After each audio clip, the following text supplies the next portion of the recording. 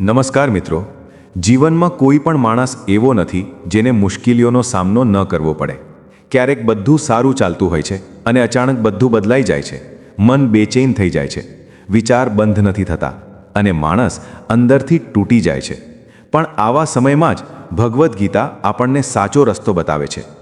ભગવાન શ્રી કૃષ્ણએ પણ અર્જુનને એ જ સમયે માર્ગદર્શન આપ્યું હતું જ્યારે તે સંપૂર્ણ રીતે નિરાશ થઈ ગયો હતો. કુરુક્ષેત્રના યુદ્ધમાં અર્જુન ઊભો હતો. તેના સામે પોતાના જ લોકો હતા, ગુરુ, મિત્રો, પરિવાર.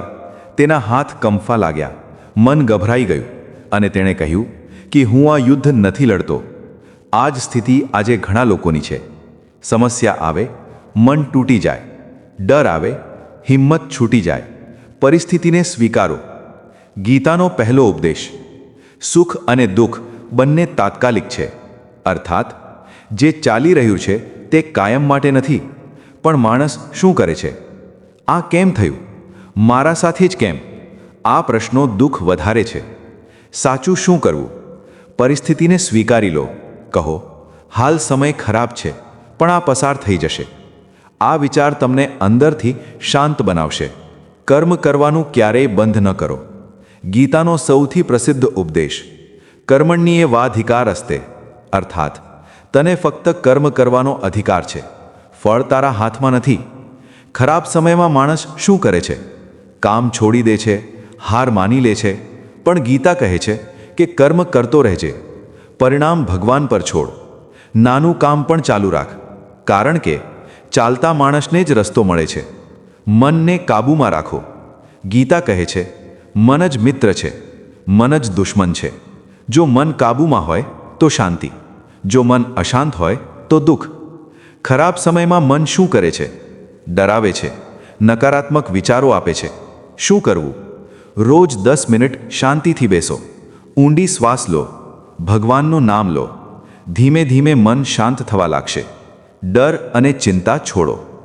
શ્રી કૃષ્ણ અર્જુનને કહે છે, તું ડરપોક ન બન. અર્થાત ડર અને ચિંતા માણસને નબળો બનાવે છે. આજના સમયમાં પણ મોટાભાગનું દુઃખ ચિંતાથી જ આવે છે. ભવિષ્યની ચિંતા, લોકો શું કહેશે એની ચિંતા. શું કરવું? વર્તમાનમાં જીવો. જે કંટ્રોલમાં છે એ પર ધ્યાન આપો. સુખ અને દુઃખને સમાન માનો. ગીતા કહે છે, સમત્વ યોગ ઉચ્ચતે. અર્થાત સમાન રહેવું જ યોગ છે. સુખ આવે તો ખુશીથી પાગલ ન થાવ, દુઃખ આવે તો તૂટી ન જાઓ. બંને સમય પસાર થશે. જો તમે આ સમજી જશો તો જીવનમાં શાંતિ આવી જશે. આત્મા અમર છે. ગીતાનો સૌથી ઊંડો ઉપદેશ: આત્મા ક્યારેય મરતી નથી. મૃત્યુ, નુકસાન, દુઃખ આ બધું શરીર અને મન સુધી જ છે. અંદરથી તમે હંમેશા મજબૂત છો. આ સમજણ ડર દૂર કરે છે. ભગવાન પર વિશ્વાસ રાખો.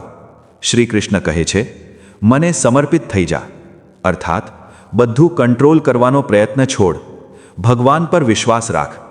ખરાબ સમયમાં જ્યારે રસ્તો દેખાતો નથી ત્યારે વિશ્વાસ જ કામ આવે છે. ભક્તિ અને ધ્યાન. ગીતા કહે છે, ભક્તિથી મન શુદ્ધ થાય છે. શું કરવું? રોજ પ્રાર્થના, ગીતા સાંભળો, ભજન કરો. આથી મનને શાંતિ મળે છે. સમય બધું બદલે છે.